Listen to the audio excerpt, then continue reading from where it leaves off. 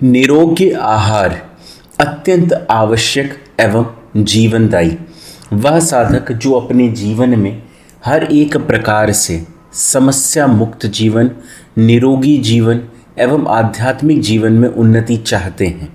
यह वह जो किसी भी प्रकार का अभ्यास करते हैं, चाहे खेल कूद में या जीवन में अन्य किसी परिणाम हेतु, उनके लिए इस आहार के विषय में जानकारी प्राप्त करना अत्यंत आवश्यक है, क्योंकि यह वह एकमात्र आहार है जो इस काया को निरोगी रखने में सक्षम है।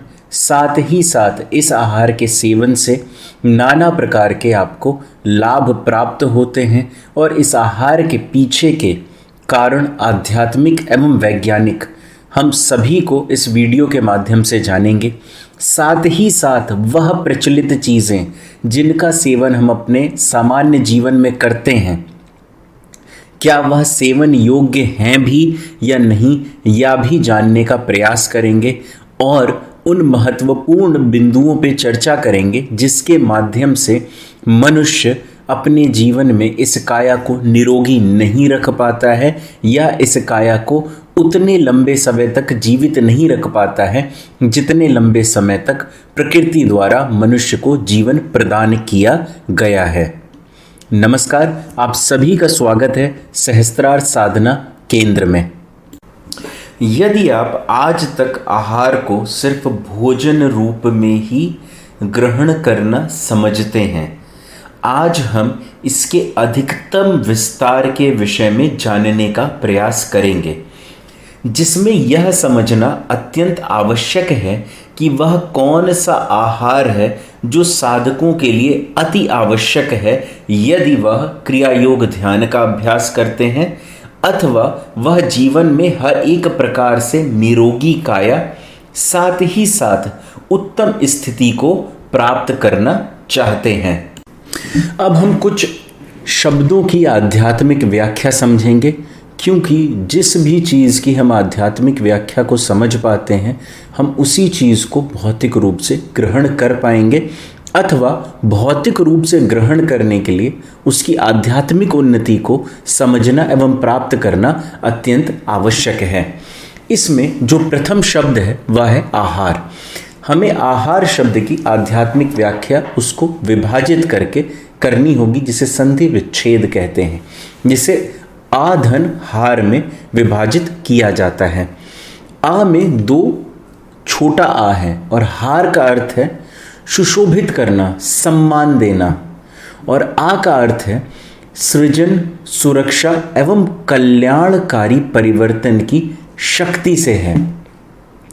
दो बार आ आने का अर्थ होता है आ की अनिवार्यता, अर्थात आहार ही वह माध्यम है जिससे मनुष्य का जीवन सुशोभित एवं विद्यमान है। मनुष्य तभी सुशोभित हो जाता है या रह पाता है जब उसके समस्त क्रियाकलाप अनिवार्य रूप से सृजन, संरक्षण एवं कल्याणकारी परिवर्तन से जुड़े हों। सत्य और अहिंसा के माध्यम से इंद्रियों के द्वारा जो भी कुछ ग्रहण की जाने वाली प्रक्रियाएं हैं उसे आहार कहते हैं। विहार का अर्थ है विशिष्ट हार, विशिष्ट रूप से सुशोभित होना। विशिष्ट सुशोभन का ज्ञान तभी प्राप्त होता है जब मनुष्य पूर्ण ज्ञान की अवस्था को प्राप्त कर लेते हैं, और वह ज्ञान की अवस्था को हम मुक्ति कहते हैं। पूर्ण आत्मज्ञानी मनुष्य के द्वारा किए गए संपूर्ण क्रियाकलापों को ही युक्तावस्था में आहार विहार कहते हैं। युक्तावस्था जुड़ने की वह प्रक्रिया है जिससे दूरी की शून्यता प्रकट होती है, और दूरी की शून्यता को ही योग कहते हैं। मनुष्य अपनी इंद्रिय, मन, बुद्धि के द्वारा जो कुछ भी ग्रहण करता है वह सब आहार के अंतर्गत आता है। ग्रहण करने के बाद की जो पूर्ण प्रक्रिया है उसको हम, यह जो प्रतिक्रिया है ग्रहण करने के बाद की आहार को, उसे हम विहार कहते हैं। आहार और विहार की संपूर्ण क्रियाएं युक्तावस्था में ही होनी चाहिए। आहार को सिर्फ भोजन के रूप में समझना उचित नहीं है। इसको भोजन के रूप में समझने से पूर्व हमको यह समझना होगा, शरीर के लिए जो पूर्ण आहार है उसमें वायु, जल एवं भोजन यह तीनों सम्मिलित हैं और इसी के आधार पे जो हमारा शरीर है वह कार्य करता है। लेकिन धारणा में परिवर्तन से यह क्रिया बदली जा सकती है, अर्थात आहार को परिवर्तित किया जा सकता है धारणा के अनुसार, और यह भी संभव है कि बिना आहार के भी जीवन यापन किया जा सके। उसके लिए हम कुछ उदाहरण के माध्यम से समझेंगे। जैसे क्रोध में मनुष्य जल एवं भोजन के बिना भी रह लेता है। अति क्रोधी मनुष्य या जब मनुष्य में क्रोध का संचार होता है, यदि आपको बहुत ज़्यादा भूख लगी है लेकिन आपके अंदर क्रोध आ गया किसी कारण से, आप यह पाएंगे कि आपके शरीर की जो भूख है, प्यास है, वह समाप्त हो जाएगी। मनुष्य जब प्रेम वियोग में होता है या अत्यंत प्रेम की अनुभूति कर रहा होता है, उसमें भी उसे भोजन की आवश्यकता नहीं पड़ती है। और यदि मनुष्य भय में है, किसी कारण से वह भयभीत है, उस समय पे मनुष्य भोजन एवं जल दोनों के बिना ही कुछ समय तक जीवित रह लेता है, बजाय कि उसको बहुत ज़्यादा भूख लगी हो तब भी। अब यह तीनों को भी त्यागा जा सकता है। इन तीनों को जो त्यागने की अवस्था है उसे ध्यान कहते हैं। मनुष्य सबसे पहले अपने भोजन पे नियंत्रण प्राप्त करता है। धीरे धीरे वह भोजन को इतना न्यून कर लेता है कि एक पक्षी के समान भी एक दाना भी भोजन का उसको पूर्ण आहार की तरह लगता है। वह उसके बाद फिर जल के बिना भी जीवित रह लेता है और इसके बाद मनुष्य बिना श्वास के भी जीवन यापन कर लेता है। और यह ध्यान की सर्वोच्चतम अवस्थाओं में से एक है। और जब मनुष्य इस चीज़ की प्राप्ति करता है तो वो पूर्ण रूप से आहार का त्याग कर देता है, अथवा उसके शरीर को आहार की आवश्यकता ही नहीं होती है। यदि मनुष्य आहार का सेवन नहीं करता है तो वह किस चीज़ का सेवन करता है जिसके माध्यम से उसे यह लाभ मिलता है? आहार का त्याग करने से पूर्व मनुष्य को पूर्ण स्थिरता प्राप्त करना अत्यंत आवश्यक है। जब मनुष्य अपने शरीर में पूर्ण स्थिरता एवं एकाग्रता प्राप्त कर लेता है, उस समय उसे आहार की आवश्यकता नहीं होती है। और ध्यान की अवस्था में जब मनुष्य खेचरी मुद्रा लगाता है तो जो रिसाव होता है उसके मस्तिष्क से उसकी जीवा पर, जिसे शिवलिंग का दुग्धाभिषेक कहा जाता है, वही काफ़ी है मनुष्य को हर एक प्रकार से जीवन यापन की कला प्रदान करने में। और इसी प्रक्रिया से जो ज्ञान प्राप्त होता है उसी को अमरता का ज्ञान कहा जाता है।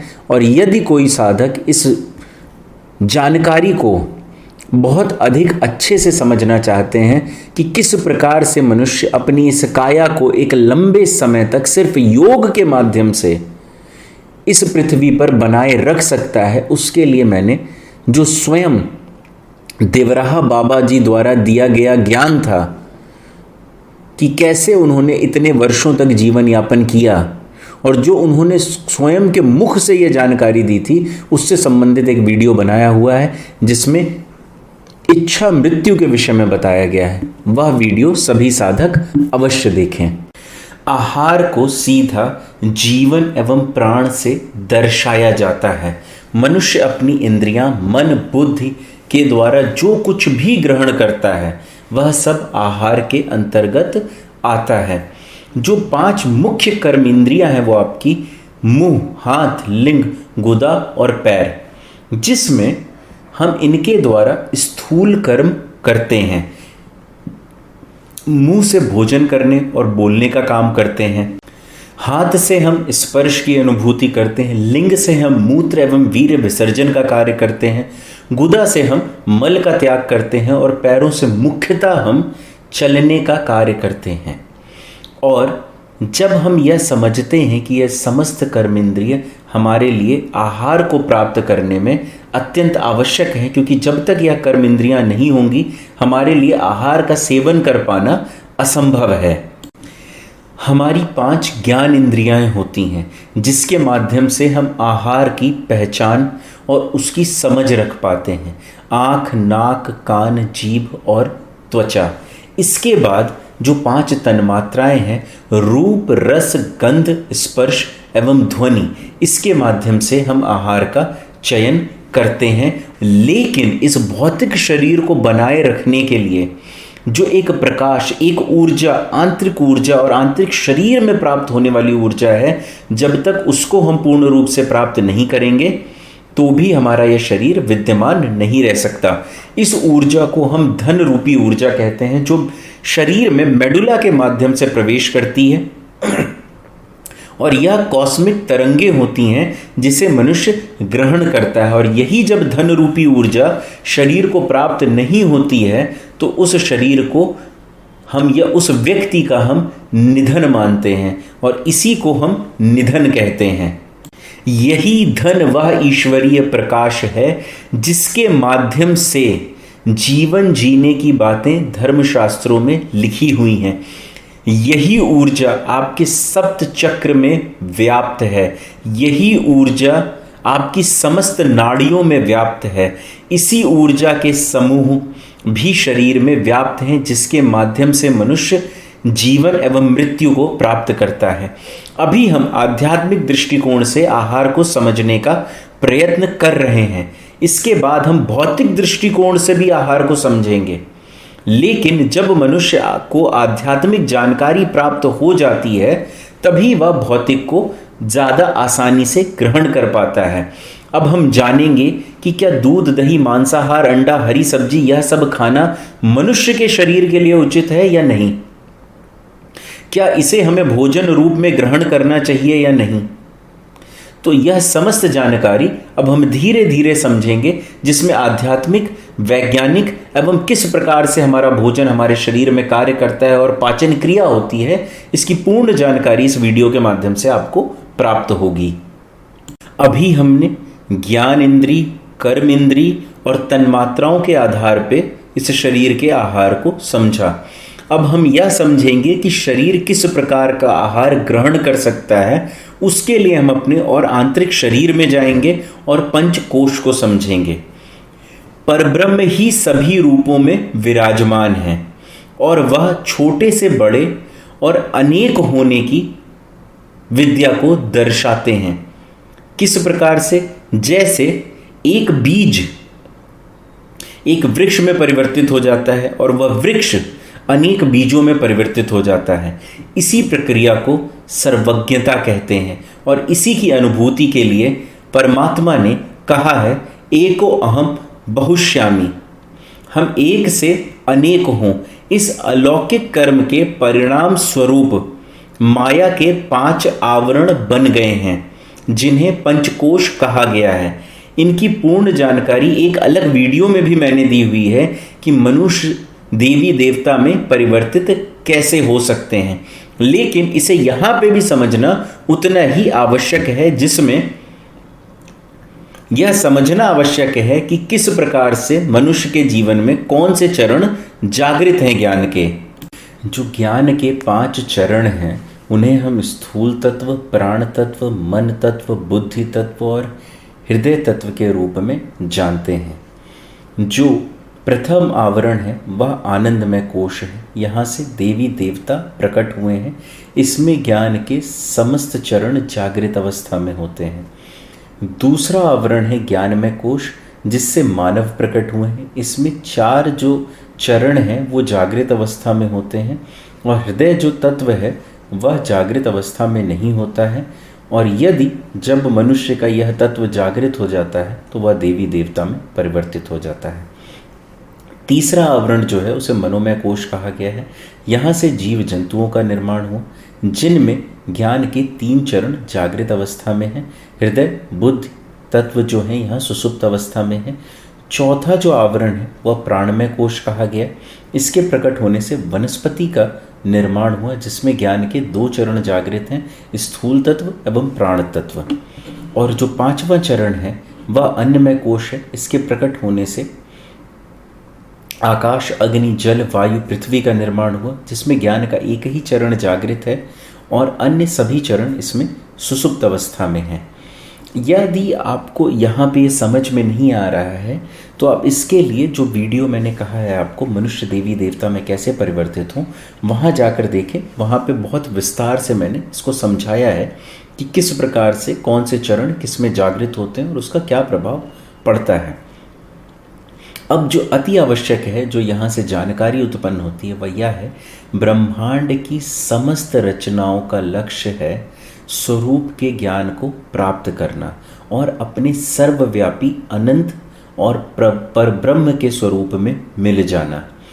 परमात्मा के सर्वव्यापी सर्वज्ञ अस्तित्व के प्रकट होने के अलौकिक कर्म में हवा, पानी, पत्थर आदि का रूपांतरण वनस्पति में, वनस्पति का रूपांतरण जीव जंतुओं में और अथवा मानव में, और जीव जंतुओं का रूपांतरण मानव में और मानव का रूपांतरण देवी देवताओं में होता है और देवी देवता स्वयं निराकार परब्रह्म में परिवर्तित होते हैं।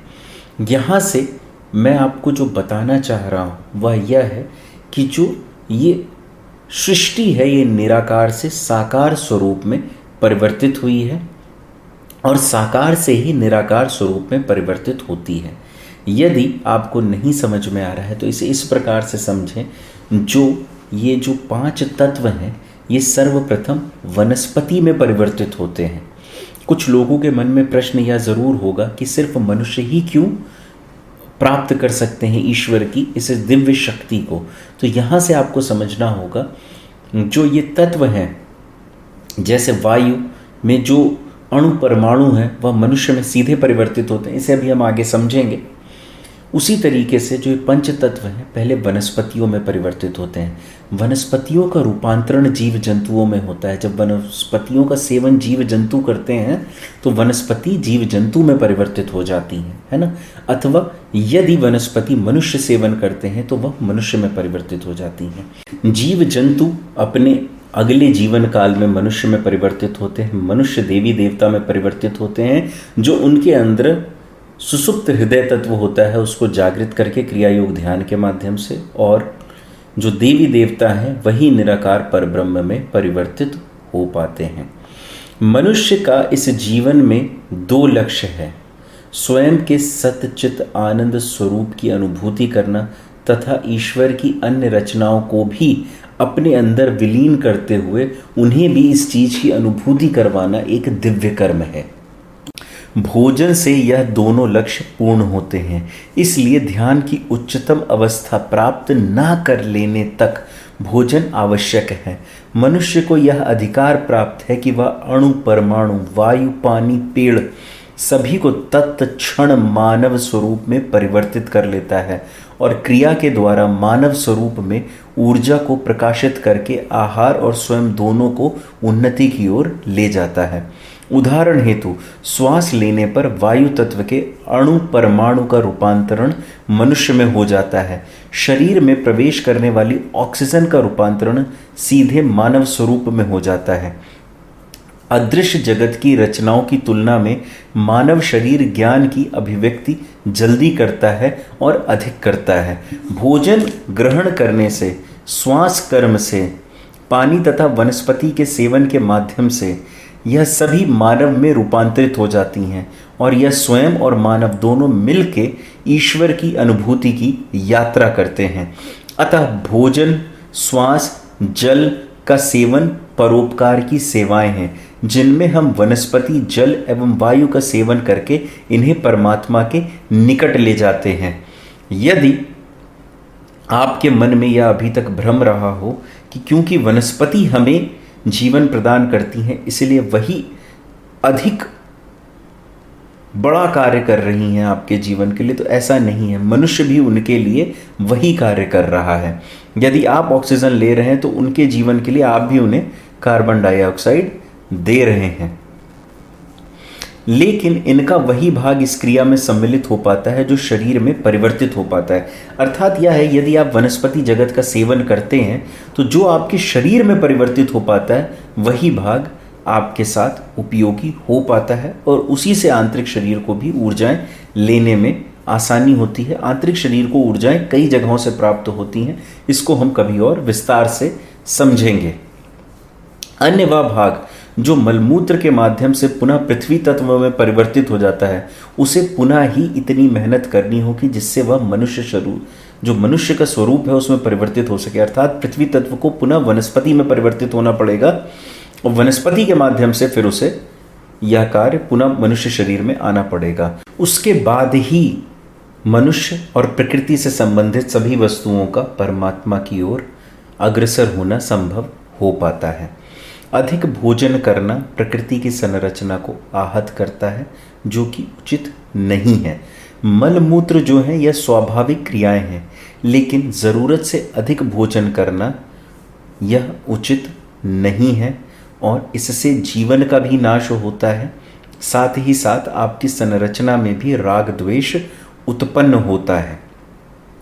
इससे अनेक लाभ हैं। यदि आप अधिक भोजन नहीं करेंगे, जितनी आवश्यकता उतना ही भोजन करेंगे, तो संभव है वह व्यक्ति जिसको भोजन प्राप्त नहीं हो पा रहा है या कुछ विशेष प्राप्ति नहीं हो पा रही है, वह भी उसको प्राप्त कर सके। तो इससे जन कल्याण भी है और प्रकृति का भी कल्याण है और आध्यात्मिक उन्नति भी है। अभी तक हम सिर्फ आध्यात्मिक रूप से इन चीज़ों को समझते जा रहे हैं। आने वाले वीडियो के भाग में हम समझेंगे कि किस प्रकार से पाचन क्रिया होती है और कैसे कौन कौन से फल फूल का सेवन शरीर के लिए आवश्यक है और कौन सी वह प्रचलित फल फूल एवं सब्जियां हैं जिनके सेवन से शरीर को नुकसान झेलना पड़ता है। जब हम मन की इच्छाओं को पूरा करने के लिए कर्म इंद्रिय और ज्ञान इंद्रिय का अप्राकृतिक रूप से उपयोग करते हैं तो ये इंद्रियां अदृश्य होने लगती हैं, अर्थात उनमें प्रवाह होने वाली ऊर्जा का नाश शुरू हो जाता है और धीरे धीरे उनसे प्राप्त होने वाली ऊर्जा की कमी आ जाती है हमारे शरीर में। जैसे आँख की ऊर्जा दृष्टि इंद्रिय से आती है, यदि उसका गलत उपयोग होता रहेगा तो वह इंद्रिय और आँख दोनों कमज़ोर होंगी। अदृश्य इंद्रिय का स्वरूप भिन्न भिन्न बीमारियों में जाना जाता है। धीरे धीरे शरीर में अनायास बुढ़ापा आने लगता है और मनुष्य का देहांत हो जाता है। इन सभी कारणों से मनुष्य के जीवन में राग द्वेष भी लगातार जन्म लेता रहता है, जिससे उसे नाना प्रकार की मानसिक एवं शारीरिक पीड़ा का सामना करना पड़ता है। राग द्वेष युक्त जीवन हमारे दृश्य स्वरूप भौतिक शरीर के सभी तत्व में असंतुलन प्रकट करता है। यदि मनुष्य इनसे बचना चाहता है तो शब्द रूप रस गंध ध्वनि इन सभी को प्रेम भाव से स्वीकार करना चाहिए, जैसे हर एक शब्द परमात्मा का स्वरूप है। द सिक्स सेंटर वीडियो अवश्य देखें। इसी प्रकार से सभी स्वाद में, स्पर्श में, सब में परमात्मा ही विराजमान है। ऐसा ना करने से शरीर के 5 पांडव अथवा तन मात्राएं साधक की इच्छा अनुसार जीवित नहीं रह पाती हैं। स्वाद के आधार पे राग द्वेष करने या ध्वनि के आधार पे, स्पर्श के आधार पे जब मनुष्य बहुत ज़्यादा अंतर पैदा करता है तो वह जीवन में उन्नति को रोकता है।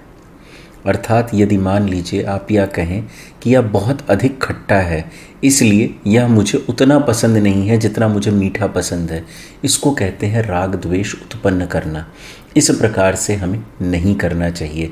यदि 2 ध्वनियाँ हैं, 2 लोगों की आवाज़ें हैं, कुछ आपको पसंद है कुछ नहीं है, तो आप किसी को भी ऐसा ना कहें कि तुम्हारी आवाज़ मुझे पसंद नहीं है।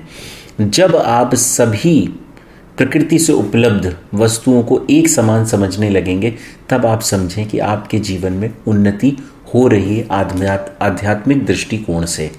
और जब तक आप ऐसा नहीं करेंगे तब तक आध्यात्मिक उन्नति बहुत कम संभव हो पाती है। जैसे स्वाद का सीधा संपर्क हमारी जनन इंद्रिय से होता है। जो व्यक्ति स्वाद में अधिक राग द्वेष उत्पन्न करता है उसे जनन से संबंधी अंग में समस्या होने का खतरा बढ़ जाता है। हमें हर एक प्रकार का भोजन जो अहिंसा से प्राप्त हो जाए उसका सेवन करना चाहिए और हमें अपने अंदर की विराट शक्ति को उत्पन्न करने का प्रयत्न करते रहना चाहिए, क्योंकि अहिंसा से ही प्राप्त जीवन हमारे इस शरीर की विराट शक्ति को उत्पन्न करने में सक्षम है। और वह व्यक्ति जो स्वाद के आधार पर मतभेद करता है उसे ज़्यादातर प्राइवेट पार्ट्स में समस्या होने लगती हैं, इसलिए ऐसा करना बंद कर दें। यहाँ एक प्रश्न आप सभी के मन में आना चाहिए, और वह सभी जो क्रिया का अभ्यास कर रहे हैं यह उनमें योग्यता है कि यह प्रश्न उनके मस्तिष्क में अवश्य आएगा कि जानवर मनुष्य में परिवर्तित हो जाए, यह प्रक्रिया संभव है या नहीं है। शाकाहार में पेड़ पौधे से संबंधित फल सब्जी अनाज आदि आते हैं, लेकिन मांसाहार में जीव जंतु के शरीर से प्राप्त अंश आते हैं। आइए हम इसे विस्तार से समझें। वनस्पतियों में स्थूल एवं प्राण जागृत होता है। हृदय बुद्धि और मन तत्व सुषुप्त अवस्था में होते हैं। इसका सेवन करने से प्राण तत्व मनुष्य के प्राण तत्व में परिवर्तित हो जाता है, क्योंकि इसमें मन बुद्धि और हृदय तत्व सुषुप्त अवस्था में है। इसका परिवर्तन हड्डी रक्त और त्वचा आदि में तुरंत हो जाता है। मनुष्य की प्राप्ति हेतु वनस्पतियों को प्रथम जीव जंतु बनना होता है अथवा उनमें परिवर्तित होना होता है, उनके भोजन का भाग बन के। उसके बाद जीव जंतु का परिवर्तन मानव में हो जाता है। यदि वह अपना जीवन काल पूर्ण कर लेते हैं और स्वाभाविक मृत्यु को प्राप्त करते हैं अथवा पीड़ा रहित मृत्यु को प्राप्त करते हैं, तो ही शाकाहार के सेवन से मनुष्य वनस्पति जगत की इस यात्रा को छोटा कर देता है और स्वयं में परिवर्तित करके एक पुण्य कर्म को पूर्ण करता है। जीव जंतुओं में ज्ञान के 3 चरण जागृत होते हैं: स्थूल तत्व, प्राण तत्व एवं मन तत्व। हृदय तत्व एवं बुद्धि तत्व उनमें सुषुप्त अवस्था में होते हैं। जब कोई भी व्यक्ति जानवर को मारते हैं उसी समय उसका मन तत्व सूक्ष्म जगत में चला जाता है और अतृप्तता में परिवर्तित हो जाता है, और जब हम जानवर का सेवन करते हैं तो उसका कुछ भाग मानव में परिवर्तित हो जाता है, लेकिन मन तत्व परिवर्तित नहीं हो पाता। अब जानवर को उतनी बार उसी योनि में जन्म लेना पड़ेगा जब तक वह पूर्ण विकसित होकर मानव योनि को प्राप्त ना कर लें। इसीलिए इसे अपराध कहा गया है और प्रकृति में रोष पैदा करना भी कहा गया है, जिसका दंड मनुष्य को भी प्राप्त होता है। जिसने उस जानवर को पाला अथवा पैदा किया, जिसने उसे खरीदा, जिसने उसे काटा, जिसने उसकी खाल उतार के उसे साफ किया, जिसने उसे पकाया, जिसने उसे बेचा और जिसने उसे खरीदा और उसके बाद उसे खाया, इस हत्या के ये सभी दोषी हैं और दंड के अधिकारी हैं। अब नया प्रश्न यह उत्पन्न होता है, क्या मरा हुआ जानवर सेवन योग्य है? क्या यदि कोई जानवर स्वतः मृत्यु को प्राप्त कर चुका है तो क्या हम उसका सेवन कर सकते हैं? इसको समझने से पूर्व हमें यह समझना होगा, क्या मनुष्य का शरीर जो है वह शाकाहारी है या मांसाहारी है। अब इसको हम एक उदाहरण के माध्यम से समझते हैं, जिसमें शाकाहारी जानवर और मनुष्य में क्या अंतर है इसे समझना अत्यंत आवश्यक है। मांसाहारी जानवर के जो दांत की रचना है वो चीड़-फाड़ करने के अनुसार है, मनुष्य की नहीं है। मनुष्य का जो जबड़ा है वो ग्राइंडिंग करता है, ऊपर नीचे दाहिने बाएं हर तरफ घूमता है, लेकिन जो मांसाहारी जानवर है उनका जो जबड़ा होता है वह ऊपर नीचे खुलता है। मनुष्य के जो हाथ हैं वो क्लॉज नहीं होते, जानवरों के पंजों की तरह नहीं होते जो मांस को फाड़ दें। और इसी प्रकार से अनेक चीज़ें हैं। मनुष्य का जो पानी पीने का तरीका है वो निगल निगल के पीता है, जानवर चाट चाट के पीते हैं, है ना। अब हम समझते हैं कि जो मनुष्य इंद्रियों के विपरीत है मांसाहार। मनुष्य एक बकरे को देखकर उस पर हमला करने की नहीं सोचता, जबकि शेर यदि भूखा है तो वह बकरे पे हमला कर सकता है और उसको खा भी सकता है। जो मांसाहारी जानवर हैं उसको कच्चा खाना पसंद करते हैं, जबकि जो मनुष्य है वह उसको कच्चा नहीं खा सकता। उसको वो रक्त में विलुप्त जानवर देख के उसको ऐसा नहीं होगा कि मैं जाके पकड़ के खा लूं। उसको यह भावना तब आएगी जब वो किसी फल फ्रूट को देखेगा, पके हुए फल फ्रूट को देख के उसके अंदर यह भावना आती है। किसी जानवर को मरता हुआ देखना या उसके रोदन को सुनना एक सामान्य मनुष्य के लिए आसान नहीं है ना।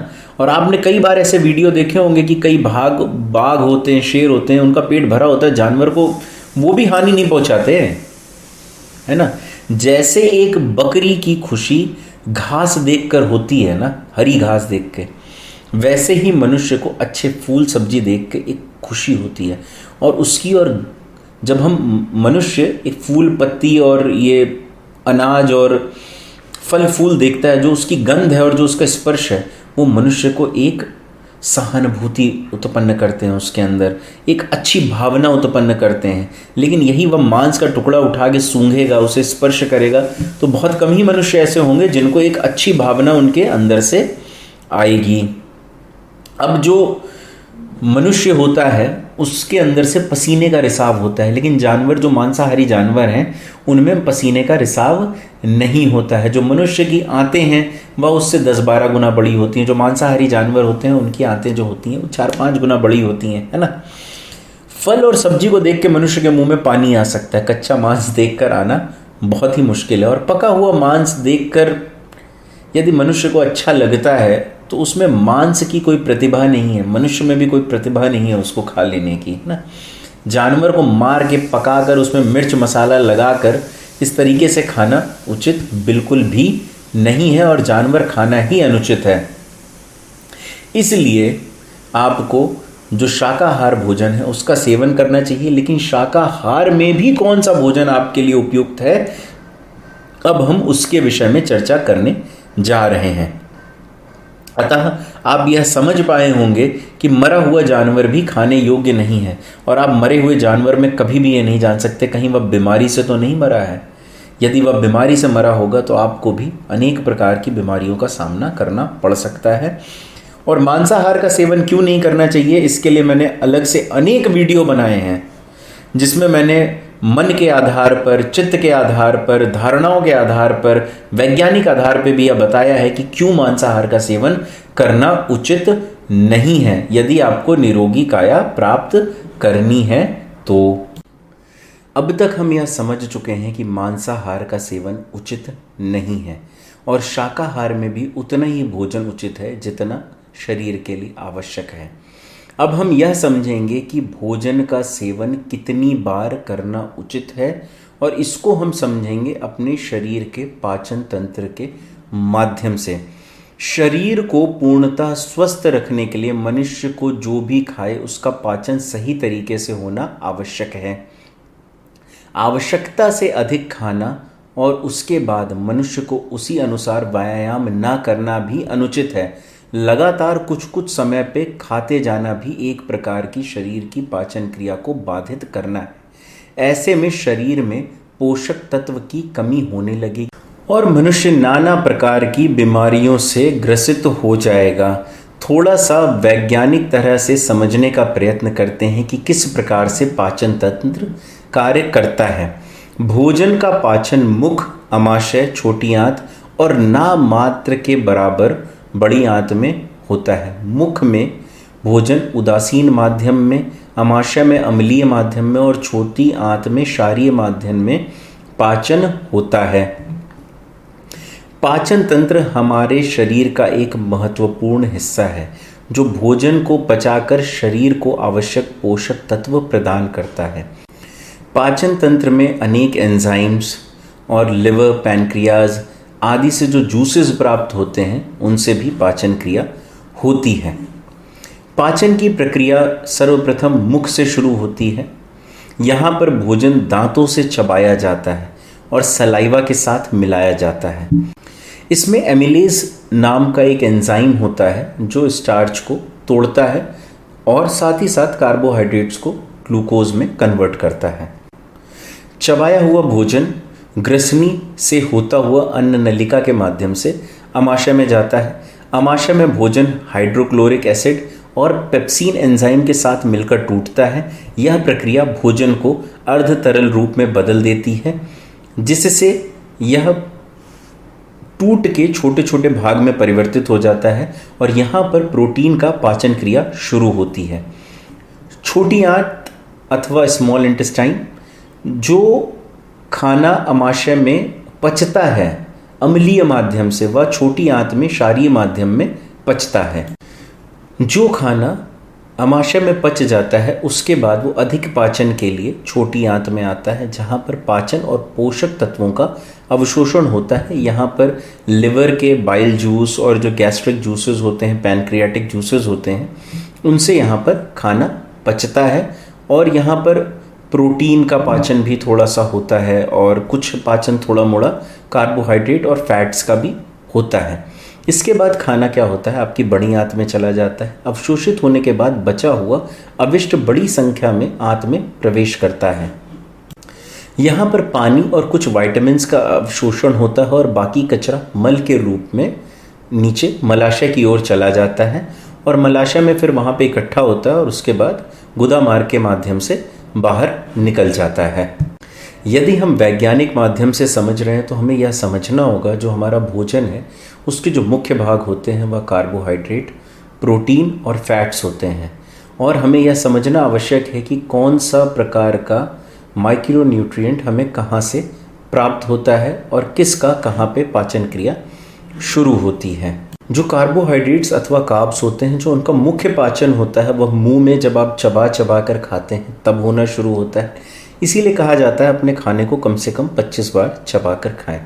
आमाशय में कार्बोहाइड्रेट्स का पाचन क्रिया बहुत कम होती है। इसके बाद छोटी आंत में होती है जो पैनक्रियाटिक जूसेस आदि के मिलने के बाद होती है। प्रोटीन की पाचन क्रिया, प्रोटीन मुख में कोई भी पाचन नहीं करता है, यह आमाशय और छोटी आंत में पचाया जाता है। आमाशय में यह जो एसिड्स प्रेजेंट होते हैं उसके माध्यम से टूटता है और छोटी आंत में जो एंजाइम्स प्रेजेंट होते हैं उसके माध्यम से यह एमिनो एसिड्स में टूटता है और शरीर में विभाजित होता है। फैट्स का नामात्र डाइजेशन मुख में होता है और उसके बाद शेष बचा हुआ जो डाइजेशन होता है वो आमाशय में होता है, जहाँ पे जो ट्राइग्लिसराइड्स होते हैं वो डाइग्लिसराइड्स और फैटी एसिड्स में कन्वर्ट होते हैं। उसके बाद शेष जो होता है वो जो बाइल जूसेस, जो लिवर के जूसेस होते हैं और पैनक्रियाटिक जूसेस होते हैं, उनसे वो जाके जो आपकी छोटी आंत होती है वहाँ पे होता है, जहाँ पे ट्राइग्लिसराइड्स वो मोनोग्लिसराइड्स में टूटते हैं और फ्री फैटी एसिड्स में टूटते हैं, तो वहाँ पे उनका डाइजेशन होता है। इस तरीके से आप समझ पा रहे होंगे कि प्रोटीन, फैट्स और कार्बोहाइड्रेट्स का डाइजेशन बॉडी के किस किस पार्ट में होता है। आपने यह समझा कि पाचन शरीर में कैसे होता है और किस किस स्थान पर होता है एवं प्रोटीन, कार्बोहाइड्रेट्स और फैट्स का पाचन शरीर में किस किस स्थान पर होता है। और अब हम समझते हैं कि इस प्रक्रिया में एक बार जब आप भोजन करते हैं उसके बाद पुनः भोजन करने के लिए कम से कम 4 से 5 घंटे अथवा 5 से 6 घंटे का अंतराल होना चाहिए। यह निर्भर करता है कि आपने किस प्रकार का भोजन शरीर में दिया हुआ है। जैसे फ्रूट्स आदि हैं तो जल्दी पच जाते हैं, आगे हम अभी इनको समझेंगे। आपका भोजन सही तरीके से पच जाए, ऐसा ना होने पर मनुष्य की पाचन क्रिया में नाना प्रकार की समस्याएं एवं अवरोध उत्पन्न होते हैं, जो कि मनुष्य के अंदर राग, द्वेष एवं बीमारियां उत्पन्न करते हैं। यदि मनुष्य इसी समय के अनुसार भोजन करें, जैसे 4-5 घंटे के अंतराल पे, तो उनके शरीर में भोजन आसानी से पचेगा और अपचन, गैस, पथरी आदि की होने की संभावनाएं कम हो जाएंगी। जैसे कि हमने समझा था कि मनुष्य आहार को रूप, रस, गंध, स्पर्श, ध्वनि के माध्यम से ग्रहण करता है और मस्तिष्क इसमें भेद नहीं कर पाता है। इसलिए मनुष्य के समक्ष जब भोजन हो तभी करना चाहिए, अन्य समय पर चिंतन नहीं करना चाहिए। आइए समझते हैं इसके पीछे का उद्देश्य। मूल विषय यह है कि जब आप भोजन करें तो उसके बारे में सोचें नहीं, जब आपके सामने भोजन हो तभी भोजन करना शुरू करें, अन्यथा होता क्या है अब हम उसे समझेंगे। भोजन का स्वाद, सुगंध और भोजन को देखने से अथवा भोजन के विषय में सोचने से भी, चिंतन करने से भी आहार तंत्र कार्य करना शुरू कर देता है। जैसे ही हम किसी अच्छे भोजन के विषय में सोचते हैं, देखते हैं अथवा गंध लेते हैं, उसी समय पे हमारे मुंह में पानी आने लगता है, अर्थात आपके मुख में पाचन क्रिया शुरू हो जाती है। लेकिन आपके समक्ष इस समय खाने योग्य कुछ भी नहीं है। ऐसी परिस्थिति में अमाशय में अम्लीय रस आने लगते हैं और जिसके कारण अमाशय में जो अम्लीय रस हैं वो अमाशय की दीवार में जलन उत्पन्न करने लगते हैं, जिसे हाइपर एसिडिटी कहते हैं। इसीलिए व्रत, उस उपवास आदि में जहाँ लोग खा पी रहे होते हैं वहाँ से दूर रहने की सलाह दी जाती है। अति आवश्यक, यदि हम खाना खाते हैं और उसकी पाचन क्रिया शुरू हो जाती है, जैसे मुख से अमाशय में जाता है, उसके बाद छोटी आंत में जाता है और इसी बीच में आप पुनः भोजन कर देते हैं, तो दोनों ही प्रक्रियाएं धीमी हो जाती हैं। अर्थात अनेक जगह पर पाचन क्रियाएं एक साथ धीमी हो जाती हैं और ऐसा करना उचित नहीं है। ऐसे में पाचन सही से नहीं हो पाता है। अर्थात आपने कुछ भोजन लिया, वह पहले अमाशय में 2-2.5 घंटा पचेगा, उसके बाद क्या बोलते हैं आपकी छोटी आंत में जाएगा जहाँ 3-4 घंटा पचेगा। तो इसी बीच में जब अमाशय में आपका भोजन पच रहा हो, आप मुख से पुनः डालने लगेंगे तो वह उचित प्रक्रिया नहीं है। अथवा आपका अमाशय से भोजन छोटी आंत में चला गया है पाचन प्रक्रिया के लिए, उस समय में आप पुनः अमाशय में भोजन डाल दें तो यह प्रक्रिया उचित नहीं है। इससे क्या होता है, हर जगह डिस्टर्बेंस पैदा होने लगता है, क्योंकि अम्लीय और क्षारीय माध्यम एक साथ इस प्रकार से पाचन करना शरीर के लिए उचित नहीं है। इसलिए आपको जो भी भोजन है उसके बीच में अंतराल 4 से 5 घंटे का रखना अत्यंत आवश्यक है। सत्य और अहिंसा पे आधारित आहार सर्वोत्तम है, जिससे मनुष्य अपने शक्तिमय, ज्ञानमय और पूर्ण स्वरूप की अनुभूति करता है। अहिंसक तरीके से आहार के सेवन में मनुष्य सभी पोषक तत्वों को प्राप्त करता है। जब आहार में पोषक तत्व की कमी होती है, ऐसी स्थिति में मनुष्य ज्यादा खाना खाने लगता है, क्योंकि शरीर उसी हिसाब से डिमांड करता है जैसे आपके शरीर में पोषक तत्व की कमी है। अब यह शरीर पोषण हेतु 100 ग्राम चने से प्राप्त हो सकता है,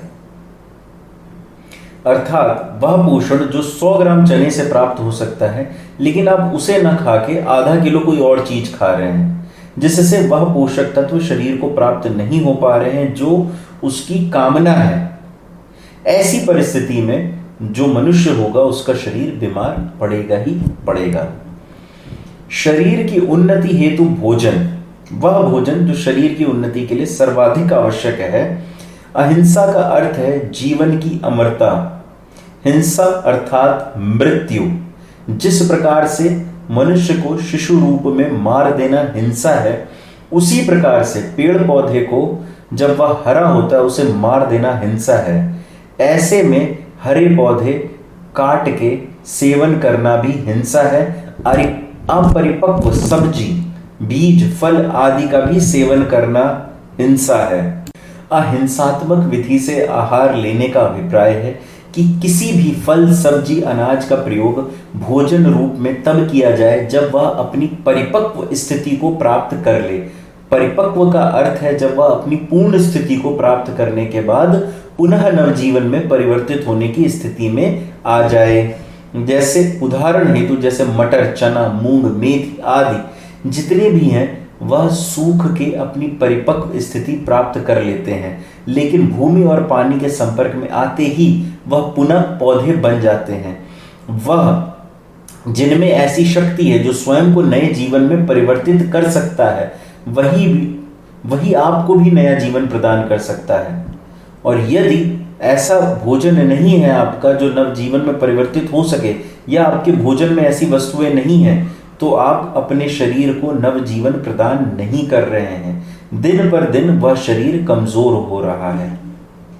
ऐसी परिपक्व वस्तुएं ही आपके भौतिक जीवन एवं आंतरिक जीवन को नया जीवन का संचार प्रदान करती हैं, एक अद्भुत ऊर्जा का प्रचार करती हैं। जैसे कद्दू है, लौकी है, खीरा है, इसका सेवन तब किया जब यह पूर्ण रूप से पक जाए, और इसका सेवन छिलके सहित, बीज सहित किया जाए, जो सामान्यतः हम करते हैं। लेकिन जब नरम बीज के साथ सेवन करते हैं तो हम कहीं ना कहीं उस पौधे के साथ, उस वृक्ष के साथ हिंसा का प्रयत्न कर रहे हैं। और जब यही सब पूर्ण रूप से पक जाता है तो जिस प्रकार से प्रकृति ने आपको प्रदान किया है उसमें कुछ भाग जो संभव हो उसका छिलके का भी सेवन करें, बीज का भी सेवन करें, जिससे आपको अधिक से अधिक ऊर्जा की प्राप्ति हो सके। आंशिक रूप से किया गया भोजन शरीर में पूर्ण रूप से सुपाच्य नहीं होता है और साथ ही साथ उसकी जो विशिष्ट ऊर्जाएं हैं उनकी प्राप्ति आपको नहीं हो पाती है। इसीलिए पूर्ण जो भी प्रकृति से फल फूल सब्जी आपको प्राप्त होता है उसका पूर्ण सेवन करने का प्रयास करें, जिससे आपको उसका पूर्ण लाभ प्राप्त हो सके। आपने देखा होगा घर के बड़े बूढ़े भी यही कहते थे, हरी सब्जी मत तोड़ो, हरा फल मत खाओ, है ना। उनको शायद यह कारण ना पता हो, लेकिन उनको जो पीछे से लोकाचार से चीज़ें प्राप्त हुई हैं उस आधार पे वह बोलते थे।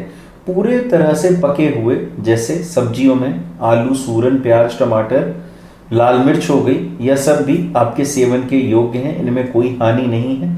यदि संभव हो तो थोड़ा सा बीज और छिलका उबाल कर पीस कर जरूर खाएं, जिससे इसके पूर्ण पोषक तत्व की प्राप्ति हो सके। टमाटर, प्याज, सूरन, आलू यह सब भी आपने देखा होगा दोबारा किस प्रकार से उगाए जा सकते हैं। उनको काट के छोटा सा टुकड़ा भी डाला जा सकता है, उनके बीज से भी उगाए जा सकते हैं। अब समझते हैं अनाज को, जैसे दाल, चावल आदि का सेवन उनके छिलके और ऊपरी लेयर के साथ करना चाहिए, है ना। लेकिन अच्छा दिखने के लिए इन पे पॉलिश कर दी जाती है, इनकी ऊपरी लेयर को हटा दिया जाता है, चावल को ज़्यादा सफ़ेद दिखाया जाता है। यही सब कारण है कि यह शरीर में सुपाच्य नहीं होते हैं। माड़ को हटा दिया जाता है कि यह लाभदायक नहीं, ऐसा नहीं है। यह सब सुपाच्य हैं और भोजन करने योग्य हैं। जैसा हमने अभी वैज्ञानिक विधि से जाना, कार्बोहाइड्रेट जैसे गेहूं, चावल, मक्का, बाजरा, आलू आदि का पाचन मुंह में और छोटी आंत में होता है। प्रोटीन का पाचन अधिकतर अमाशय में और थोड़ा पाचन छोटी आंत में होता है। फैट्स का पाचन नामात्र मुख में और अमाशय में और छोटी आंत, तीनों जगह में थोड़ा थोड़ा होता है। खाने का पाचन ठीक तरीके से हो सके, इसके लिए आवश्यक है कि खाना तीनों स्थानों पर ठीक तरीके से पचे। इसलिए खाने पीने से संबंधित आवश्यक नियमों को समझना चाहिए। हमें खाने का कॉम्बिनेशन किस प्रकार से रखना है इसे भी समझना अत्यंत आवश्यक है, जिससे खाना सुपाच्य तरीके से हमारा शरीर ग्रहण कर सके। अब हमें यह समझना भी आवश्यक है कि किन दो वस्तुओं को आपस में साथ में नहीं खाना चाहिए, जिससे पाचन तंत्र में समस्याएं उत्पन्न होती हैं। देखिए, मेरा कार्य है आपको एक वैज्ञानिक एवं आध्यात्मिक दृष्टिकोण से जानकारी देना। उसको मानना नहीं मानना या आपकी व्यक्तिगत इच्छा पे आधारित है। उदाहरण हेतु, अचार पराठा, आलू टिक्की के साथ हरी चटनी, दही चावल, भटूरे, रायता आदि खाने योग्य हैं या नहीं। देखिए, यह सिर्फ कुछ उदाहरण हैं। इनको आपस में मेल करके आप अन्य जानकारी भी समझ सकते हैं। कार्बोहाइड्रेट जैसे आलू, चावल, गेहूं आदि जिन्हें खाने से मुख में मीठापन आता है, जैसे भी आप चावल खाएंगे, मीठी रोटी खाएंगे गेहूं की, तो मुंह में ही मीठा लगने लगता है, अर्थात जो पाचन क्रिया है वह मुख में ही शुरू हो जाती है। तो यह जो पाचन क्रिया है यह उदासीन माध्यम से होती है, जहाँ पे एमिलेज एंजाइम के साथ मिलके, एमिलेज में कोई स्वाद नहीं होता है, आपके मुंह में जो लार आती है वो पानी के जैसा उसका स्वाद होता है ना। तो उसके साथ मिलके पचना शुरू हो जाते हैं, जैसे ही कार्बोहाइड्रेट्स ग्लूकोज में कन्वर्ट होने लगता है, और जितनी बार आप चबाएंगे उतना अच्छा यह पच जाएंगे। और आपको यह भी पता है कि इसके बाद जो कार्ब्स होते हैं वो अमाशय में नहीं पचते हैं, सीधे फिर छोटी आंत में जाके पचते हैं। और यह एक बेहतर तरीका है अपने शरीर को निरोगी रखने का कि जिस स्थान पे आप अधिक से अधिक पाचन क्रिया कर सके वहाँ पे कर लेनी चाहिए। अथवा यदि मुख से आप अधिक टुकड़ों में विभाजित कर देते हैं भोजन को, जो आंतरिक जगहें हैं अमाशय और छोटी आंत, वहाँ पर आपको मेहनत कम करनी पड़ेगी आपके शरीर को। यदि अब हम कार्बोहाइड्रेट के साथ खट्टा खाते हैं तो ये जो प्रक्रिया मुंह में पाचन क्रिया की है यह बाधित हो जाती है। कैसे? क्योंकि जो खट्टा का पचने का जगह है वो आपका अम्लीय क्षेत्र में कहीं जाके पचेगा, जबकि बहुत ज़्यादा अचार, खट्टा ये सब खाने योग्य नहीं होता शरीर के लिए, जब तक आपको एसिडिटी आदि की समस्याएं नहीं हैं। लेकिन वह लोग जो कार्बोहाइड्रेट और खट्टा एक साथ खाते हैं वो कहीं ना कहीं पाचन क्रिया अवरोध उत्पन्न करते हैं। अतः यह उचित नहीं है कि आप कार्बोहाइड्रेट्स और खट्टा एक साथ खाएं। यदि आप ऐसा करेंगे तो पाचन क्रिया सही से होगी नहीं और मनुष्य के जीवन में आपके शरीर में पोषण तत्वों की कमी होगी, जिससे पाचन क्रिया असंतुलित हो जाएगी और अन्य भोजन को भी पाचन करने में आपको समस्या आएगी। दाल के साथ दूध या दूध से बनी चीज़ों का सेवन ना करें, जैसे घी, पनीर, मट्ठा आदि। होता क्या है, जो दूध से बनी हुई चीज़ें होती हैं, जो दूध होता है वो जो होता है वो बहुत हल्के एसिडिटी में वो पच जाता है। जो हमारा शरीर में जहाँ प्रोटीन पचते हैं वो बहुत नॉमिनल एसिडिटी में पच जाता है, लेकिन जो दाल होती है उसके लिए ज़्यादा एसिड्स की ज़रूरत होती है हमारी बॉडी में। इसलिए यदि आप दाल और दूध का सेवन या दूध से बनी किसी भी चीज़ का सेवन एक साथ करते हैं तो कहीं ना कहीं पाचन में समस्या होएगी। और यहाँ पे खट्टापन की बात नहीं हो रही, यहाँ पे बात हो रही है दूध या दूध से बनी हुई चीज़ों की। अब होता क्या है कि दूध को पचने के लिए बहुत थोड़ा सा भी एसिड्स पर्याप्त होता है, लेकिन यदि दाल और दूध से बनी चीज़ें कुछ शरीर में जाएंगी तो दोनों के लिए जो एसिड्स की मात्रा है वो ज़्यादा या कम चाहिए होगी। तो इस प्रकार से शरीर यह निर्धारित नहीं कर पाता कि किस मात्रा में एसिड्स शरीर में प्रवाह किए जाएं आमाशय में, जिसमें दोनों ही नहीं पच पाती हैं। दाल नहीं पचेगी तो वो तो चलिए मलमूत्र और गैस के माध्यम से शरीर से निकल जाएगी, लेकिन दूध नहीं पचता है तो जो उसके अंश में जो प्रोटीन के कुछ भाग होते हैं वो सीधे रक्त में मिल जाते हैं, जिससे ट्यूमर आदि होने की भी समस्या होती है। हम विशेष रूप से समझेंगे अभी दूध और दूध से बनी चीज़ों को सेवन करना चाहिए या नहीं करना चाहिए। दाल में जब हम तड़का या घी आदि मिला के खाते हैं तो दाल के ऊपर ना एक लेयर बन जाती है, जिस कारण से भी दाल सही से पच नहीं पाती है। उसका कारण ये है कि जैसे कि आपने समझा, जो ऊपरी घी या कोई ऐसी चीज़ है, तड़का है, ऑयल है, वो क्या होता है मुख्यतः छोटी आंत में ज़्यादा बेहतर पचता है बजाय कि अमाशय में या मुख में। और जो दालें होती हैं उनको छोटी आंत में उतना ज़्यादा पाचन नहीं होता है, क्योंकि वो प्रोटीन्स हैं तो उनका अधिकतर जो पाचन होता है वह अमाशय में होता है। इसलिए इनको भी साथ में मिलाकर खाने से पाचन क्रिया बाधित होती है। जबकि यह बहुत पुरानी बात है कि लोग कहते हैं दाल में घी मिला के खाना चाहिए। देखिए, वह तब के लिए तो ठीक है जब आपका व्यायाम बहुत अधिक है, लेकिन वर्तमान समय में जिस प्रकार से आपकी शारीरिक क्रियाएं हैं यदि बहुत कम है तो इस प्रकार की क्रिया को फॉलो ना करें कि दाल में तड़का आदि लगाकर खाएं। सादी दाल का पाचन बहुत अच्छी तरीके से आपके शरीर में हो जाता है। 2 या 3 तरीके की दालें ज़बरदस्ती मिला के ना खाएं, सबका पाचन क्रिया अलग अलग समय पे होती है। तो एक तरीके की कोई भी यदि आप दाल खा रहे हैं और सादी खा रहे हैं तो आप में अपचन पैदा नहीं होगा। और जो जैसा कि मैंने बताया, जो प्रोटीन होता है वो खट्टी चीज़ों के माध्यम से आसानी से पचता है। क्यों? क्योंकि खट्टी चीज़ों में अम्ल होता है। लेकिन इसका अर्थ ये नहीं है कि दाल के साथ मट्ठा लिया जाए, क्योंकि उन दोनों की पाचन क्रिया अलग अलग हैं। तो उनको, जिनको दाल में सुपाच्य तरीके से नहीं पचती है, वह इमली का पानी है ना, अथवा खटाई दाल में डालकर खा सकते हैं, या खटाई का पानी भी पी सकते हैं साथ में। इससे क्या होगा, उनकी जो दाल होगी आसानी से शरीर में पच जाएगी। वैसे तो अब यह नहीं होता है, लेकिन फिर भी एक लाइन में मैं बताना चाहूँगा कि सब्जियों को जो भी आपको खानी है वो काटने से पहले ही धो लें। काटने के बाद उन्हें ना धुलें, क्योंकि उससे क्या होता है, उनके बहुत सारे विटामिन्स पानी में ही रह जाते हैं और आपको जो प्राप्ति होनी होती है पोषक तत्वों की वो नहीं हो पाती है। अब हम आते हैं पानी पीने के विधान पर कि हमें पानी कितना पीना चाहिए दिन में और किस हिसाब से पीना चाहिए। देखिए, पानी का सेवन हमें उतना ही शरीर में करना चाहिए जितने में जो पेशाब है वो हल्के पीले रंग का रहे, ना गाढ़ा पीला हो ना सफ़ेद हो जाए पेशाब।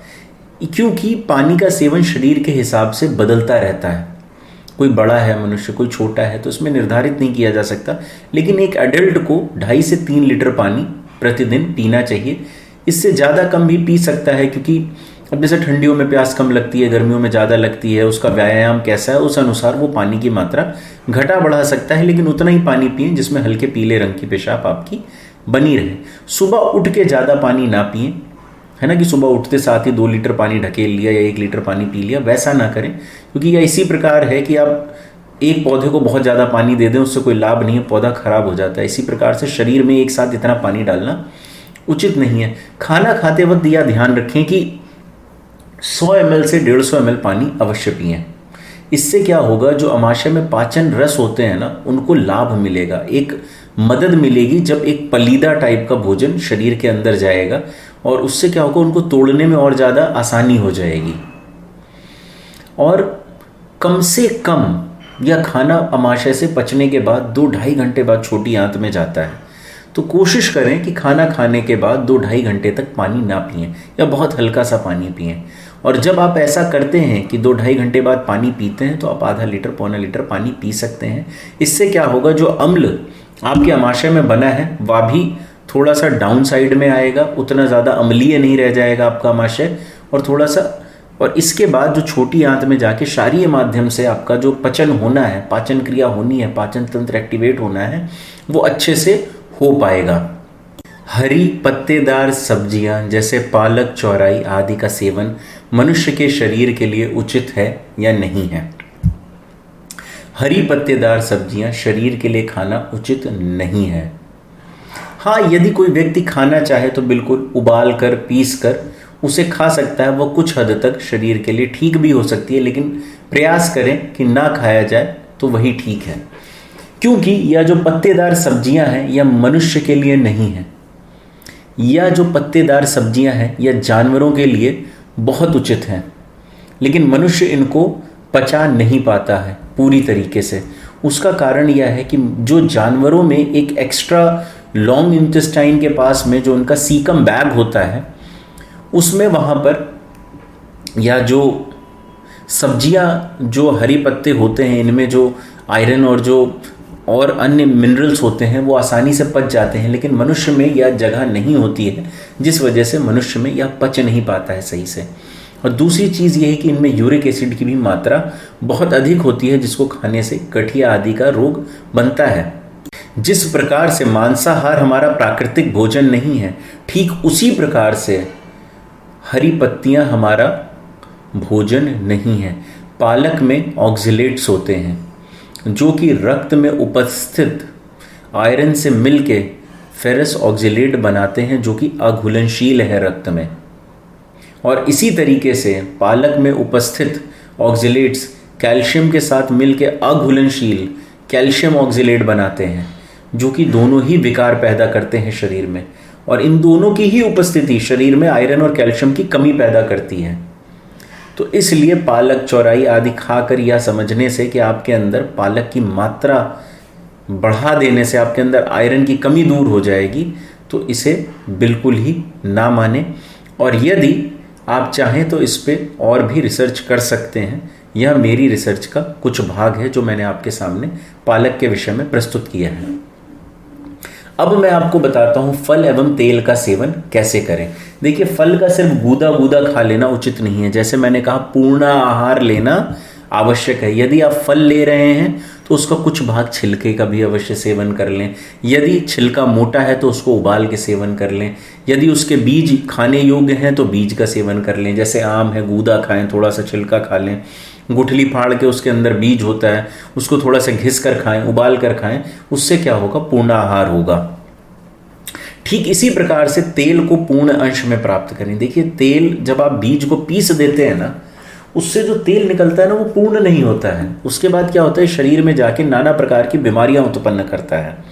और ऐसा नहीं है कि आप बीज के साथ खा नहीं सकते, आप उसको थोड़ा सा कूट के हल्का सा उबाल देंगे, उससे तेल निकल आएगा, उसको आप साथ में सेवन कर लें। और सरसों के बीज का सेवन, तिल के बीज का सेवन तो हमने सामान्य जीवन में हम करते ही हैं। लड्डू के माध्यम से हम कर लेते हैं तिल का सेवन। सरसों के बीज का सेवन हम अनेक जगह पे राई का उपयोग करते हैं, डोसा के आलू में, और क्या बोलते हैं, अन्य जो भी पोहा आदि भी बनाते हैं उसमें भी राई का भी सेवन किया जाता है। तो ऐसी बहुत सी जगह है जहाँ पे हम इन दोनों का सेवन करते हैं। बस हमें यहाँ पर इन्हें अपने उपयोग हेतु उसका माध्यम बदलना होगा। यह प्रचलित है कि दूध का सेवन मनुष्य के जीवन के लिए अत्यंत आवश्यक है, लेकिन दूध, दही, मट्ठा, पनीर, घी आदि ये सभी चीज़ें मनुष्य को सेवन नहीं करना चाहिए, या अति आवश्यक होने पे कम से कम करना चाहिए। क्योंकि प्रकृति भी एक संतान को, जब एक बच्चा पैदा होता है, उसकी माँ को जो दुग्ध है जो उसकी छाती में उत्पन्न होता है वह एक निर्धारित समय तक ही करती है। यदि इसके बाद आवश्यकता होती तो महिला को भी दूध आ रहा होता जो उसके संतान के लिए आवश्यक है। लेकिन 3-4 साल के बाद बच्चों को सामान्य आहार देना चाहिए, क्योंकि ऐसा नहीं करने से बच्चों का जो पोषण है, जो विकास है प्रकृति के तौर पे, वह नहीं हो पाएगा। और दूध लेना इस समय के बाद हमारी प्रकृति के विरुद्ध है। देखिए, जो दूध होता है उसके प्रोटीन्स आमाशय में पचते हैं और बहुत हल्की एसिडिटी में पचते हैं। 3-4 साल तक बच्चे को कोई चिंता ये सब नहीं होता, इसलिए उसको उतनी एसिडिटी नहीं होती है। जैसे जैसे मनुष्य बढ़ता जाता है ना, उसमें चिंता, डर, तनाव आदि के भाव बढ़ते जाते हैं, जिस वजह से बहुत ज़्यादा एसिडिटी होने लगती है। और जो हमारा भोजन भी होता है वो इस प्रकार का होता है कि धीरे धीरे हमारे भोजन को पचाने के लिए बहुत ज़्यादा एसिड्स की ज़रूरत होने लगती है, तो शरीर का उतने कम एसिड्स का प्रोडक्शन भी बंद हो जाता है। यदि आप देखेंगे, छोटा बच्चा दूध पीता है, जब उल्टी करता है तो दही के समान निकलती है। बड़ा व्यक्ति कोई भी दूध पी के उल्टी करे तो पूरा पूरा दूध बाहर आ जाता है। तो इससे आपको यह समझना चाहिए कि बहुत ज़्यादा दूध का जो पाचन है हमारे शरीर में नहीं हो पाता है। मेरी व्यक्तिगत इच्छा के अनुसार मनुष्य को दूध या दूध से बनी चीज़ों का सेवन नहीं करना चाहिए, लेकिन यदि अति आवश्यक है, आपसे नहीं रहा जाता, तो वह आपकी व्यक्तिगत इच्छा पे निर्भर करता है। कई बार ऐसे रिसर्च हो चुके हैं जिसमें यह बताया गया है जो दूध में केसीन होता है वो बिना घुले ही आपके रक्त में मिल जाता है और अनेक प्रकार की समस्याएं उत्पन्न करता है खून में मिलने के बाद, और वो एक जगह इकट्ठा होने लगता है। उसके बाद वह हार्ट की, लिवर की आदि आदि बीमारियां देने लगता है, जिससे एलर्जी, बर्निंग, ट्यूमर, सिस्ट आदि बीमारियां उत्पन्न होती हैं। स्वास्थ्य संबंधी भी समस्याएं पैदा करने लगता है और कई बार तो जानलेवा भी बीमारियां उत्पन्न होने लगती हैं। इसलिए दूध एवं दूध से बनी चीज़ों को जितना हो सके कम से कम सेवन करना चाहिए। इससे आपका जो शरीर है वो अधिक मजबूत रहेगा। देखिए, यदि आपकी पाचन क्रिया बहुत अच्छी, आप बहुत व्यायाम करते हैं और आपके मस्तिष्क में कोई भी टेंशन नहीं रहती है, तो आपको दूध कभी भी पच जाएगा। जैसे योगी महर्षियों को कभी भी दूध पच सकता है। क्यों? क्योंकि वो जैसा चाहे वैसा अम्ल उत्पन्न करें, जितना चाहे जो चाहे पचा लें, है ना। इसलिए यह आवश्यक है, यदि आपको थोड़ा सा भी तनाव रहता है, दूध और दूध से बनी चीज़ों का सेवन बंद कर दें, अन्यथा आपको नाना प्रकार की समस्याएं होती रहेंगी और जानवरों से प्राप्त कोई भी चीज़ आपको सेवन नहीं करनी है। यदि कोई व्यक्ति है जो वर्तमान समय में मेरी जानकारी है उससे अधिक जानकारी मुझे प्रदान करना चाहते हैं, अथवा कोई नया शोध हुआ है जिसके आधार पर जो मैंने जानकारी दी है वह कहीं पे गलत साबित होती है, तो मैं उसे स्वीकार अवश्य करूँगा। आप जो स्क्रीन पे ईमेल आईडी दिख रही है, आप उस पर अवश्य संपर्क। अब हम इसका सारांश समझेंगे। जो हमें भोजन ग्रहण करना है वह अहिंसा के माध्यम से प्राप्त किया हुआ ग्रहण करना है। पशुओं से प्राप्त हुआ कोई भी भोजन हमें ग्रहण नहीं करना है। कच्ची या हरी सब्जी हमें नहीं तोड़ के खानी है। हरे पत्तों का सेवन नहीं करना है। तेल के स्थान पे हमें पूरे बीज का सेवन करना है, उसको उबाल आदि के करना है। आहार में ऐसी सब्जियां जिनको काट कर दोबारा उगाया जा सके उनका सेवन करना है। हरी सब्जी के स्थान पे हमें पकी हुई सब्जियों का सेवन करना है। और यदि हम भिंडी, सहजन आदि का सेवन करते हैं तो उनको जब तक वो पूरी तरीके से कड़ी ना हो जाएं तब तक उनका सेवन ना करें। सब्जियों को काट कर ना धुलें। सब्जियों को बीज तथा छिलके के साथ खाने का प्रयास करें। बहुत ज़्यादा मुलायम जैसे मूली, शलजम, चुकंदर आदि को पकने के बाद उसके बीज के तथा जड़ के साथ उपयोग करें, जिससे औषधीय पेय चटनी की तरह इस्तेमाल करें उसे। हरी मिर्च की जगह लाल मिर्च का उपयोग करें। अधिकांश मसालों को पानी में उबाल कर प्रयोग करें। गेहूं की रोटी की जगह पे उसके दलिया का सेवन करना अधिक उचित है। खाने में रंग बिरंगे चावल खाएं, वो पॉलिश्ड सफ़ेद चावल ना खाएं। दालों को छिलके के साथ खाएं, है ना। फल और सब्जियों को कुछ देर पहले पानी में भिगो दें, जिससे उनके ऊपर अगर यदि कोई गंदगी लगी है तो वह उतर जाए, है ना। बिना छिली हुई दालें खाएं। सब्जी अनाज प्रेशर कुकर में ना पकाएं और हो सके तो खुले में ही पकाकर खाएं। मीठे हेतु आप राब, गुड़ आदि खांड का प्रयोग करें, है ना। कम से कम वैरायटी का खाना एक साथ खाएं जिसको आसानी से पचाया जा सके। एक प्रकार का भोजन ग्रहण करें। कम से कम 5 से 6 घंटे के अंतराल पे भोजन करें जिससे आपका भोजन आसानी से पच सके। यह निरोग्य आहार का बहुत छोटा सा भाग है जो आपके समक्ष मैंने प्रस्तुत करने का प्रयास किया है। भविष्य में हम धीरे धीरे इसी को और अधिक विस्तार से छोटे छोटे वीडियो के माध्यम से समझते जाएंगे। आप सभी टेलीग्राम चैनल अवश्य ज्वाइन करें और मुझसे संपर्क करने के लिए आप ईमेल आईडी अथवा टेलीग्राम चैनल के माध्यम से संपर्क स्थापित कर सकते हैं। मैं आप सभी का स्वागत करता हूँ। नमस्कार एवं धन्यवाद।